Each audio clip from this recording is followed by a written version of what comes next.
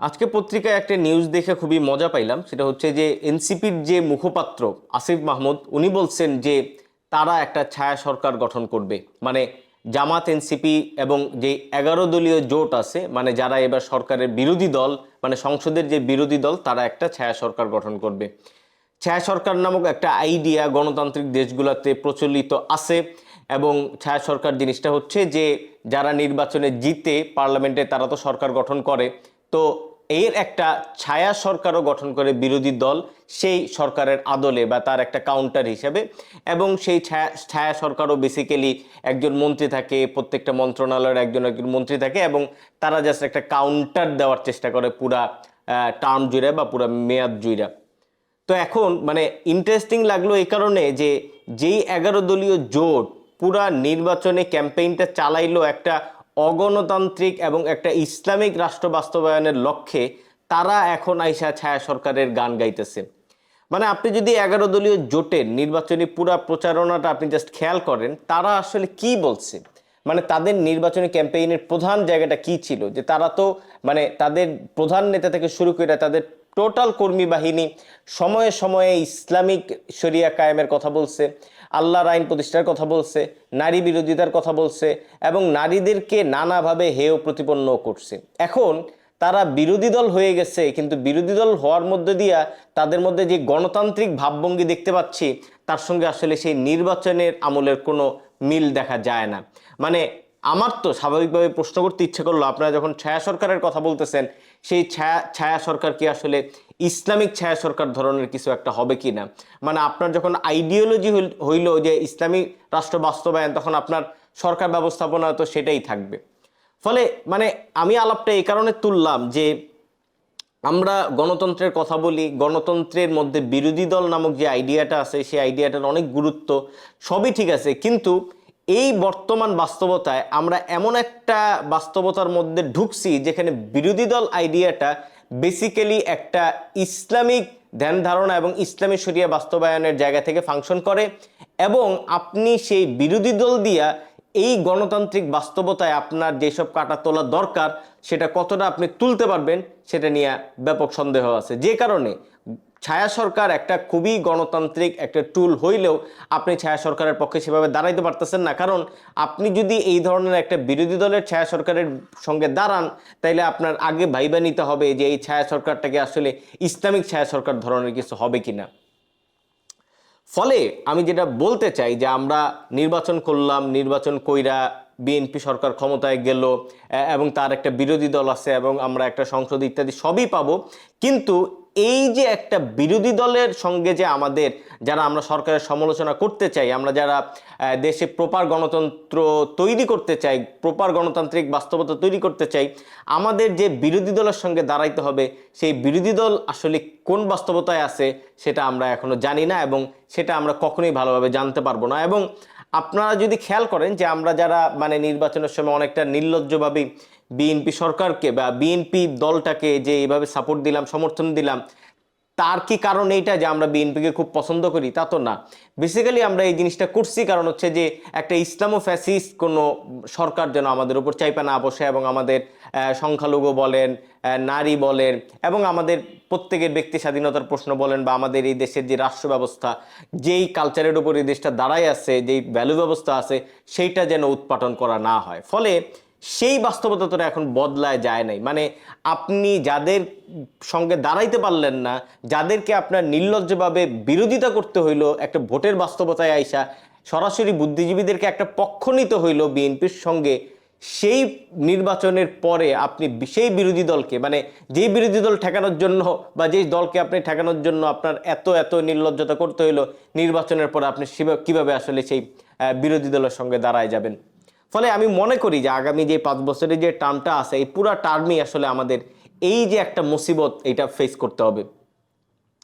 যাই হোক, আমি আলাপ বেশি লম্বা করব না। একটা জিনিস আপনারা নিশ্চয়ই খেয়াল করছেন যে এখনো সরকার গঠন হয় নাই। মানে সরকার গঠন হবে বলতে শপথ অনুষ্ঠান হয় নাই, পার্লামেন্টের সামনে কিছু অনুষ্ঠান কিছুই হয় নাই, এখনো প্রফেসর ইউনূসের সরকার বলবৎ আছে। আপনি জাস্ট খেয়াল করেন যে যারা বিরোধী দল হইতে চায়, এই যে 11 দলীয় জোট, তাদের গত 2-3 দিনের বাস্তবতা দেখেন। আগামীকালকে তারা বিক্ষোভ মিছিল ডাকছে। আপনি যেই সরকার মানে এখনো বসেই নাই তার বিরুদ্ধে আপনি বিক্ষোভ মিছিল ডাকতেছেন এবং আপনি বিরোধী দল হয়ে উঠতেছেন।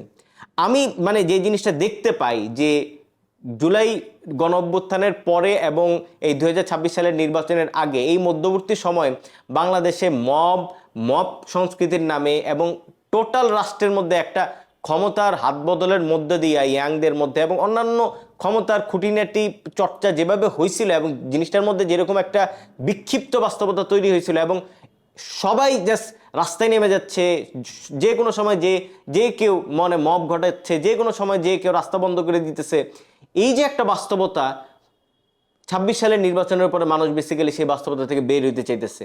এখন আপনি জাস্ট খেয়াল করেন এই বিরোধী দল মানে যেই বিরোধী দল বেসিক্যালি এই গত 1.5 বছর ধরে মানে সরকারের ভিতরে থাইকা নানা ধরনের মব ইত্যাদি ঘটাইছে এবং মানুষকে জাস্ট ঘুম ইত্যাদি সব হারাম করে দিছে, সেই বিরোধী দল বা সেই 11 দলীয় জোট কিন্তু এখন মানে তাদের সেই যে তর্স হইতেছে না সেটা এখনো আপনি দেখতে পাবেন। ফলে নির্বাচনটা হইল, আপনি বিরোধী দল হবেন কি হবেন না সেই আলাপও এখন চলতেছে।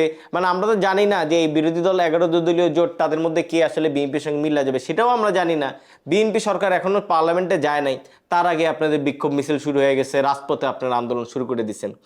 এটাও একটা বাস্তবতা যে আমরা আসলে যেই বিরোধী দল আইডিয়াটাকে আমরা আমাদের সঙ্গে নিতে হবে, তারা বেসিক্যালি ক্ষমতার একটা অন্য বাস্তবতায় তারা ফাংশন করে এবং তাদের বাস্তবতার একটা প্রধান অনুষঙ্গ হচ্ছে মানে তাদের হয়ে ওঠার একটা প্রধান অনুষঙ্গ হচ্ছে মব সংস্কৃতি।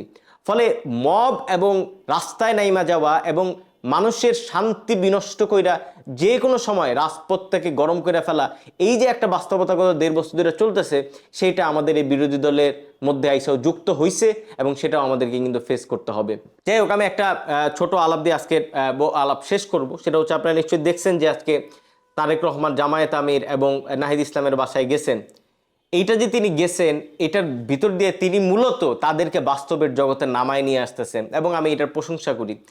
মানে তারেক রহমান তাদের কাছে যাচ্ছেন, এর অর্থ যে তারা যে বিরোধী দলীয় বাস্তবতা এবং এই যে মব সংস্কৃতির ভিতর দিয়ে আপনাদের মনে আছে যে হাসনাত আব্দুল্লাহ কিন্তু বলছে বা মানে এরকম নেতারা এনসিপির নেতারা কিন্তু বলছে যে ক্যান্টনমেন্টের ইট খুলে নিয়ে চলে আসবে। মানে তাদের মানে কথা বলতে বলতে তাদের ওই জায়গায় যে তারা চলে গেছিল, তাদেরকে যে মানে বাস্তবের জমিনে নামায় নিয়ে আসতে হবে, মূলত সেই কারণে তারেক রহমানের আসলে এনসিপির এই নেতা এবং জামাতের আমিরের সঙ্গে দেখাটা করতে হয়েছে। আপনি বিরোধী দল হবেন, আপনি সরকারের সমালোচনা করবেন, সবই ঠিক আছে, কিন্তু আপনার তো সেটা মাটিতে নাইমা করতে হবে। এই রাস্তাঘাট গরম করে কথায় কথায় রাস্তায় নেমা যাওয়া, কথায় কথায় বিক্ষোভ মিছিল, মানুষ তো আর সেটা দেখতে চায় না। মানে যেই মব কালচার মানে বিক্ষোভ আর মব কালচারের যে তফাৎ মানুষ সেটা বুঝতে চায় এবং মানুষ বুঝতে পারে। মানুষ এখন জাস্ট একটা শান্তি চায়। একটা নির্বাচন হয়েছে, 1.5 বছরের একটা দুর্দান্ত অবাস্তব একটা সময় কাটছে, এখন মানুষ একটু শান্তি চায়। ফলে এই যে মানুষকে যে একটা বাস্তবতার জমিনে নামাইতে হবে, তারেক রহমান বেসিক্যালি এই ধরনের একটা চ্যালেঞ্জ ফেস করতেছে এবং এই বিরোধী দল তাকে এই বাস্তবতাটা তৈরি করতে দিবে না। ফলে তারেক রহমান আমি মনে করি যে জাস্ট এই দুইটা ব্যক্তিকে যাইয়া তাদের বাসায় দেখা করছেন যাতে তারা বাস্তবে জমিনে নাইমা আসে। আমাদের কিন্তু আগামী 5 বছর এই বিরোধী দল নামক এই অদ্ভুত জিনিসটাকে ফেস করতে হবে। গণতান্ত্রিক খাতিরে আমাদের তাদের সঙ্গে থাকতে হবে। অ্যাট দ্য সেম টাইম তাদের যে ইসলামোফ্যাসিস আইডিয়া এবং তাদের যে মব কালচার এবং তারা যে মব সংস্কৃতির উপর দিয়া দাঁড়ায় থাকে, এই জিনিসটাও আমাদের ফেস করতে হবে। ফলে আমরা যে বিরোধী দলের কথা বলি, সেই বিরোধী দল আইডিয়াটা যে মানে গণতান্ত্রিক মানে গণতান্ত্রিক জায়গায় সেই বিরোধী দল আইডিয়াটা আসলে কতটা ফাংশন করবে সেটা আমাদের ভাববার ব্যাপার আছে। আমি তারেক রহমানের যেই মানে এই দুই নেতার বাসায় যে যাওয়া এবং তার মধ্যে দিয়ে তিনি যা চাইছেন সেটা তিনি ভালো চাইছেন এবং আমি আশা করি যে তারেক রহমান যেহেতু তাদের বাসায় গেছেন এবং তারা এর মধ্যে দিয়ে একটু মাটিতে নাইমা আসবেন এবং পার্লামেন্টারি ব্যবস্থায় তর্ক বিতর্ক আলাপ আলোচনা রাস্তায় যে সব না, এই ধরনের একটা বাস্তবতায় আমাদের রাজনীতি আবার ফেরত যাবে।